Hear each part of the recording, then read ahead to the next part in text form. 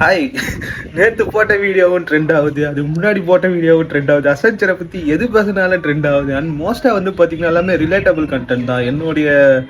நான் போட்ட வீடியோ ஹிஸ்ட்ரியிலே அதுதான் வந்து பார்த்தீங்கன்னா fastest video to reach 50K அப்படின்னு சொல்லிட்டு, அதுவும் இல்லாமல் 1000K லைக் எல்லாம் பார்க்குறது அப்படியே காலிலேருந்து ஒரே குதூகலமாக இருக்குது.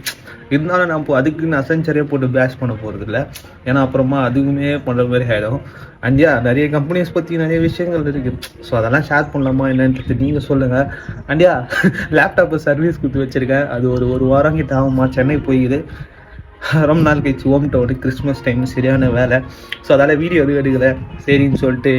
இருந்தாலும் நான் என்னடா இது வீடியோ எடுக்கலன்னு யோசிச்சுட்டு இருந்தேன். அந்த பக்கம் பார்த்தா ஒன்று பார்த்தா 60K கிட்ட போகுது, இன்னொன்று பார்த்தீங்கன்னா 24 hours கூட ஆகல, அதுக்கிட்ட 50K லைக் எல்லாம் வந்துச்சு. பார்க்குறப்படி ஒரு really feeling very happy. And நாலுலேருந்து இந்த மாதிரி டெக் ரிலேட்டட் கண்டென்ட்ஸ் எதுனா போடுறேன், இல்லைனா கோடிங் வீடியோஸ் கூட ஃபோனில்